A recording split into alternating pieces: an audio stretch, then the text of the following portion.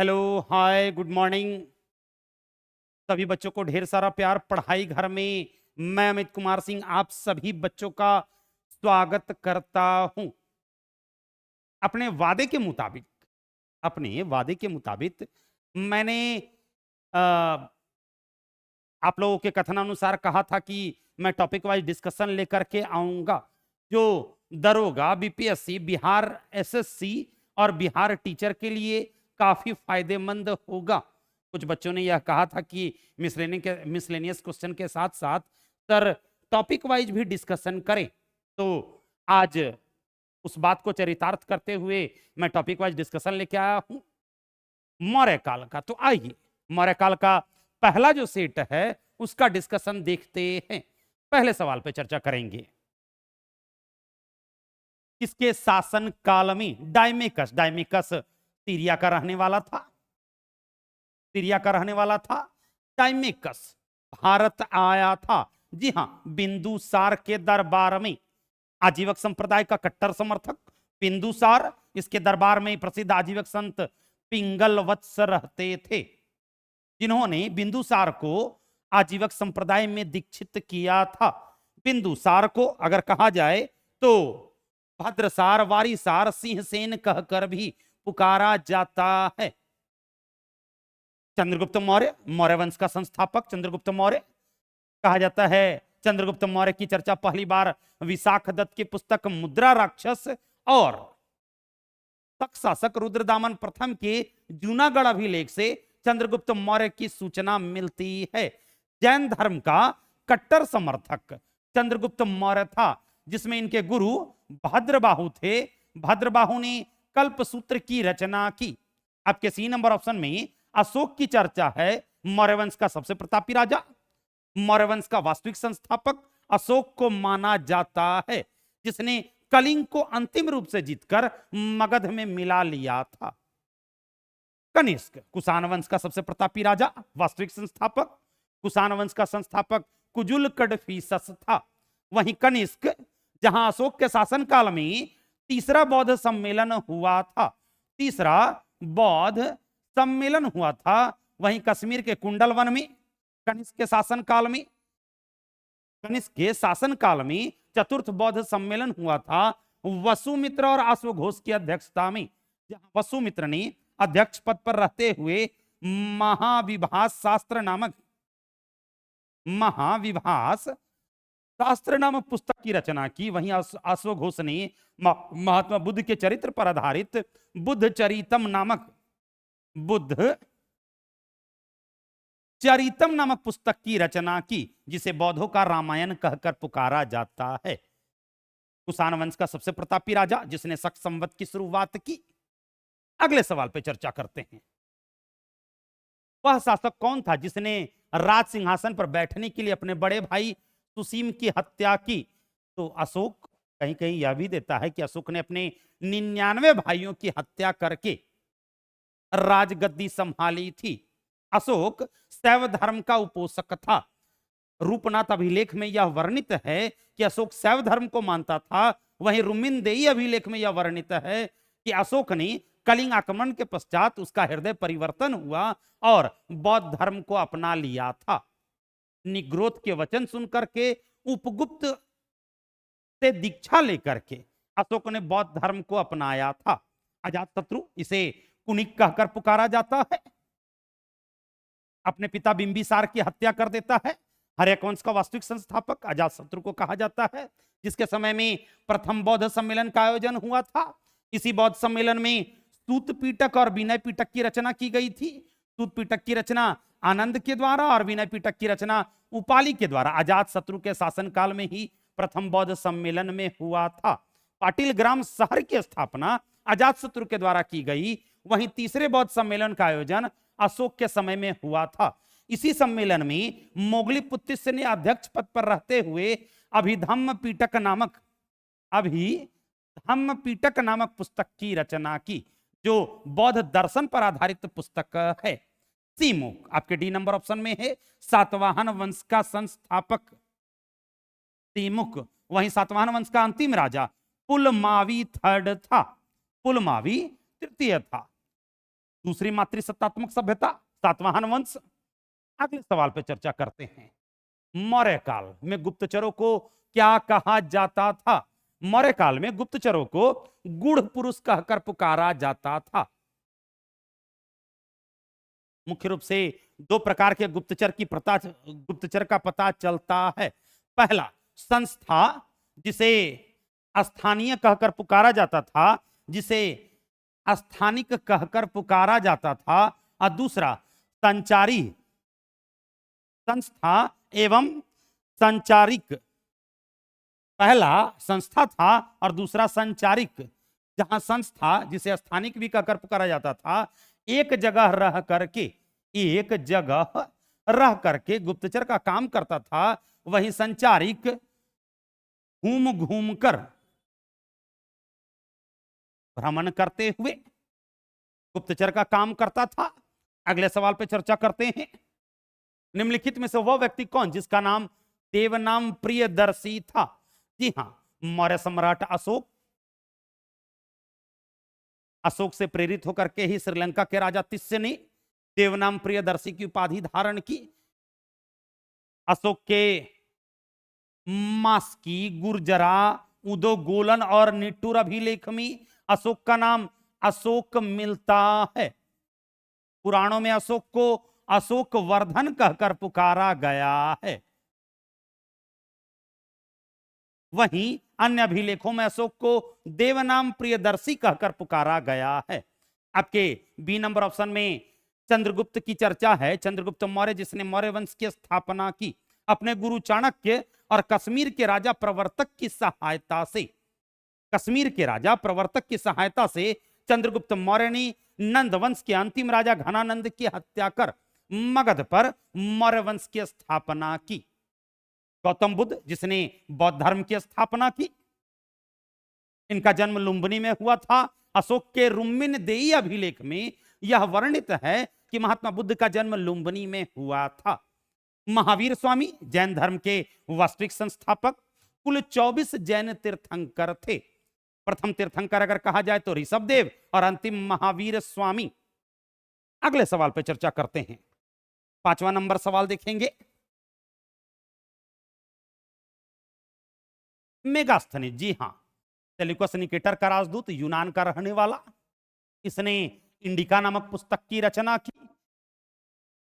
मौर्यकालीन नगर प्रशासन, बोला जाए तो पाटलिपुत्र नगर प्रशासन, पाटलिपुत्र के नगर प्रशासन या मौर्यकालीन नगर प्रशासन के साथ साथ मौर्यकालीन कृषि की चर्चा मेगास्थनीज की पुस्तक इंडिका में मिलती है।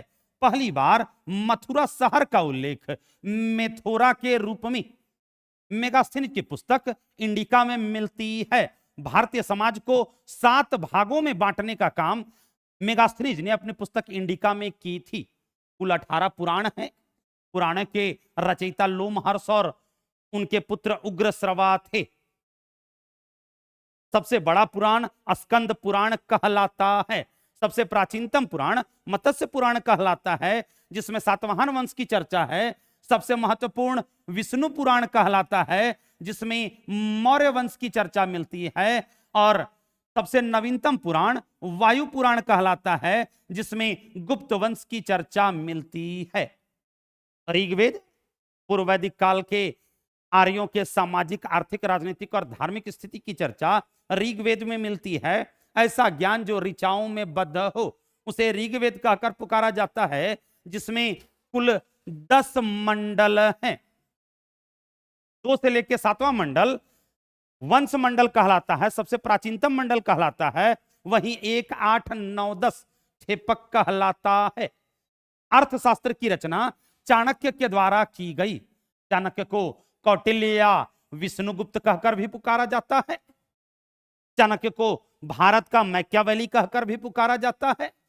अर्थशास्त्र, जी हां, मौर्यकालीन प्रशासन, जिसमें 18 प्रकार के तीर्थ और 27 अध्यक्षों की चर्चा। 18 प्रकार के तीर्थ और 27 अध्यक्षों की चर्चा कौटिल्य के अर्थशास्त्र में मिलती है। संपूर्ण मौर्यकालीन प्रशासन और मौर्यकालीन विदेश नीति की चर्चा कौटिल्य के अर्थशास्त्र में मिलती है। वर्तमान भारत का प्रशासन और वर्तमान भारत की विदेश नीति कौटिल्य के अर्थशास्त्र पर ही आधारित है। अगले सवाल पर चर्चा करते हैं। मौर्य समाज की स्थापना किसने की? साम्राज्य की स्थापना किसके द्वारा? चंद्रगुप्त मौर्य के द्वारा। जी हाँ, नंद वंश के अंतिम राजा घनानंद को पराजित करके चंद्रगुप्त मौर्य ने अपने गुरु चाणक्य और कश्मीर के राजा प्रवर्तक की सहायता से मगध पर मौर्य वंश की स्थापना की।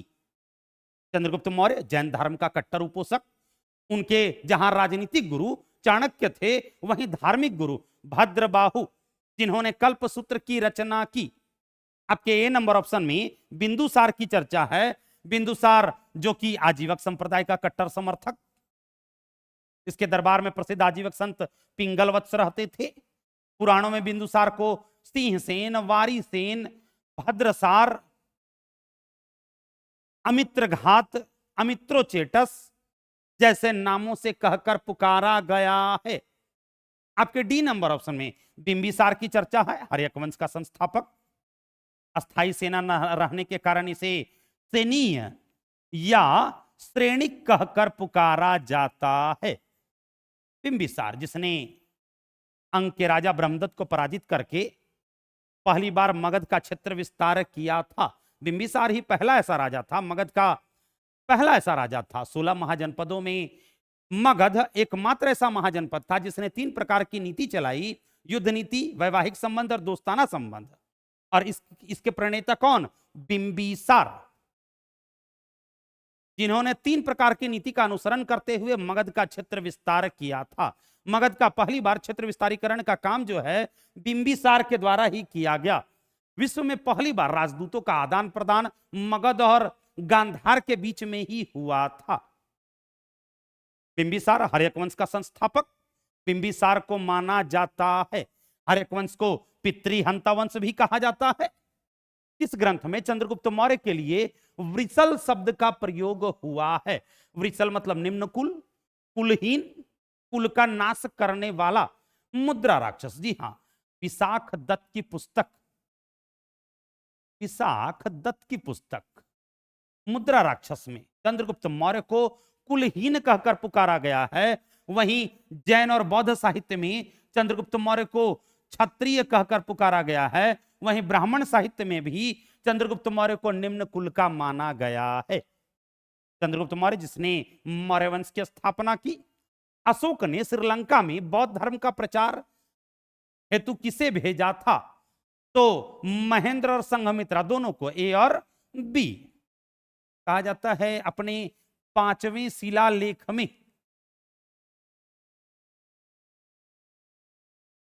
धम्म महामात्रों के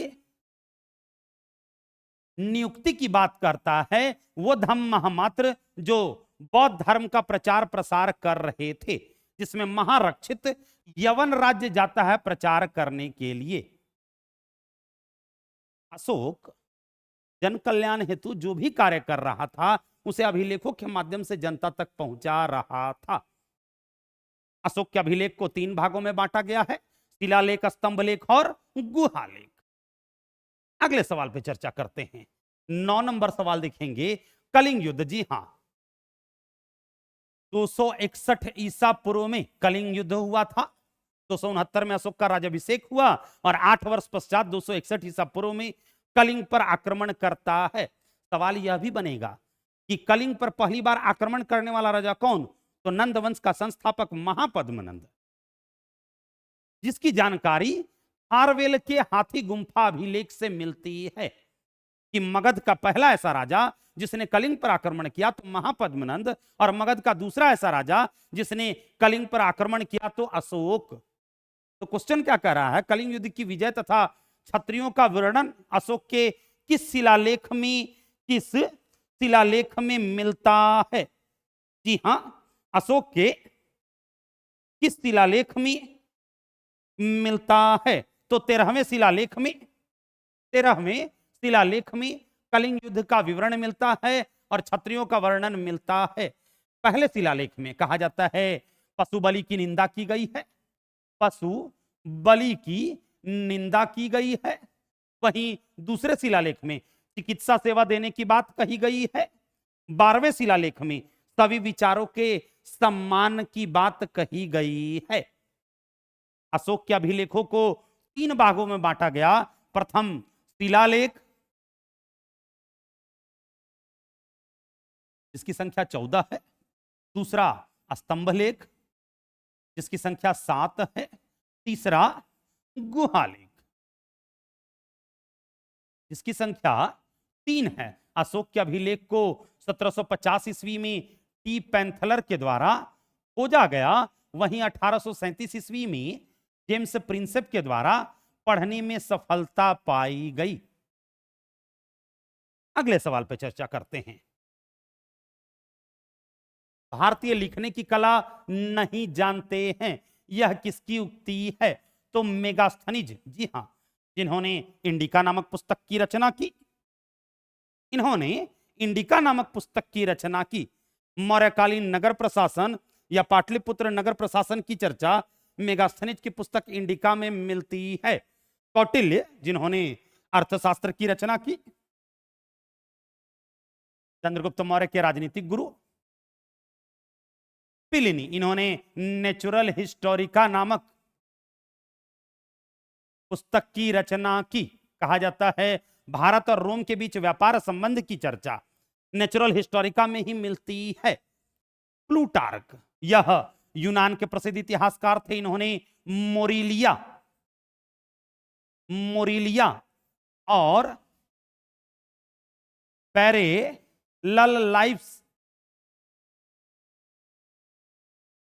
पैरेलल लाइफ्स नामक पुस्तक की रचना की। अगले सवाल पर चर्चा करते हैं। निम्नलिखित में से किसकी तुलना मैकियावेली के प्रिंस से की जाती है? तो कौटिल्य के अर्थशास्त्र की तुलना मैकियावेली के प्रिंस से की जाती है। आपके सी नंबर ऑप्शन में वात्सायन का काम सूत्र है। जी हां, गुप्तकालीन लेखक कुल 64 प्रकार के काम कलाओं की चर्चा काम सूत्र में मिलती है। आपके डी नंबर ऑप्शन में तिरुवल्लुवर की चर्चा है, जिन्होंने संस्कृत व्याकरण की पुस्तक तिरुकुराल नामक पुस्तक की रचना की। आपके ए नंबर ऑप्शन में कालिदास, गुप्तकालीन लेखक चंद्रगुप्त द्वितीय के दरबार में, उनके नवरत्नों में से एक कालिदास, जिन्होंने अभिज्ञान शकुंतलम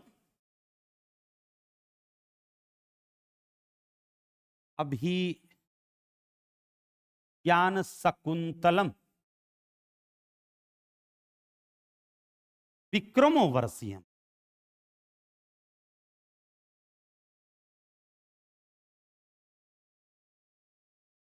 कालिदास, जिन्होंने 3 पुस्तक नाटक के रूप में लिखी। कालिदास की 3 पुस्तकें संस्कृत भाषा में अभिज्ञान शकुंतलम, मालविकाग्निमित्रम, विक्रमोर्वशीयम नाट्य कथा के रूप में वर्णित है।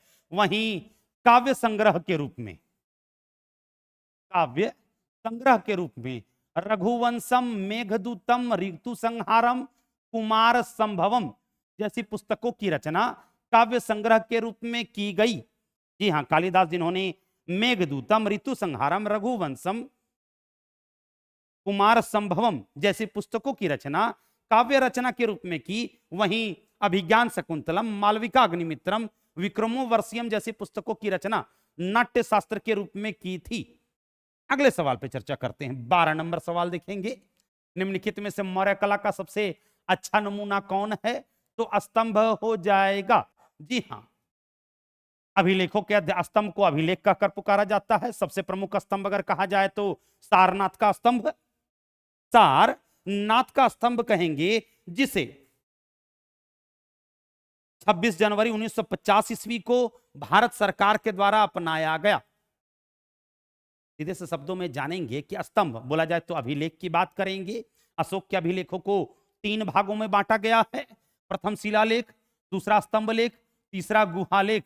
अशोक के अभिलेख को 1750 में टी पैंथलर के द्वारा खोजा गया। वहीं 1837 में जेम्स प्रिंसेप के द्वारा पढ़ने में सफलता पाई गई। अशोक के अभिलेखों में पाली, प्राकृत, ग्रीक, अरमाइक, खरोष्टी और सर्वाधिक ब्राह्मी लिपि का प्रयोग किया गया। अगले सवाल पर चर्चा करते हैं। किस मौर्य सम्राट ने एक विदेशी राजा सीरिया के एंटियोकस प्रथम से अंजीर, शराब और दार्शनिक को भारत भेजने का आग्रह किया था? जी हाँ, बिंदुसार, जिसने डायमेकस नामक राजदूत भेजा था। और अशोक के समय में डायोनिसियस नामक राजदूत आया था। चंद्रगुप्त मौर्य, मौर्य वंश का संस्थापक, अशोक के समय में मिस्र का दार्शनिक डायोनिसियस आया था। कुणाल अशोक का पुत्र था। अशोक, अगले सवाल पे चर्चा करते हैं। कलिंग विजय, जी हाँ, 13वें शिलालेख में कलिंग विजय की चर्चा है। कलिंग विजय के उपरांत अशोक महान ने निम्नलिखित में से किस धर्म को अपनाया था? तो बौद्ध धर्म को। कहा जाता है, ये जानेंगे कि रूपनाथ अभिलेख में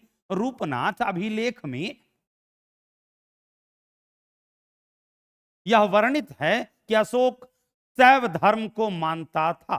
अशोक शैव धर्म को मानता था, लेकिन अशोक के रुम्मिनदेई अभिलेख में, जिसे रानी का अभिलेख कहकर पुकारा जाता है, जिसे अशोक की प्रिय पत्नी कारुवाकी के द्वारा जारी किया गया, उसमें यह वर्णित है कि कलिंग आक्रमण के पश्चात अशोक का हृदय परिवर्तन हुआ।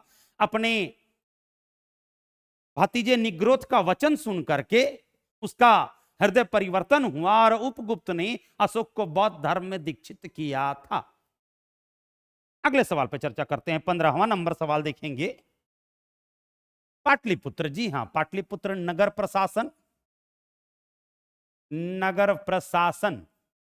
या मौर्यकालीन नगर प्रशासन की चर्चा मेगास्थनीज की पुस्तक इंडिका में मिलती है। ये बच्चे बार बार कंफ्यूजन कर जाते हैं। संपूर्ण मौर्यकालीन प्रशासन की चर्चा